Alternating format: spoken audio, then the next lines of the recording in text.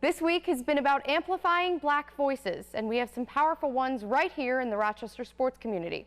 Tonight, we turn to them in an effort to learn as they use their platforms and stories to fight racial injustice. I remember just thinking about when he said racism, I thought of races and NASCAR, like stuff like that. But the topic of racism is more than a spectator sport.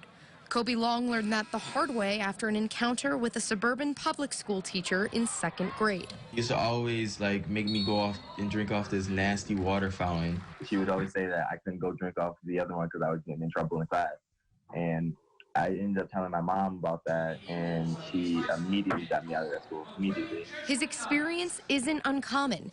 Sometimes you feel like you have to dress a certain way, talk a certain way to fit in. So, I understand that with a lot of young Black African Americans and athletes as well. I feel like that's how most of us were taught growing up. How to change this? First, a message to the coaches. Just go talk to your players. If you have a solid relationship with your players, they will talk to you. It's one thing to listen, another thing to understand, but after you listen and understand, I feel like the next thing to do is to take action. If he doesn't take that stance, it makes it more like, why should I listen to this guy? He obviously doesn't care about me.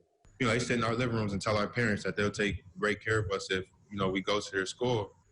And, now it would just be a great attention for these athletes that's being recruited by some of these schools to pay attention and see if, they're speaking out and saying something. The idea being, if we're so willing to watch these athletes, perhaps we can also listen. When you look at all these colleges, even NBA and NFL, it's dominated. It's dominated by us Black African Americans. We shouldn't just be used for entertainment. We are also human beings, and there's no reason why whatever we have to say should be shut up and dribble. It's definitely hard, but at the end of the day, I'm proud to be a Black African American.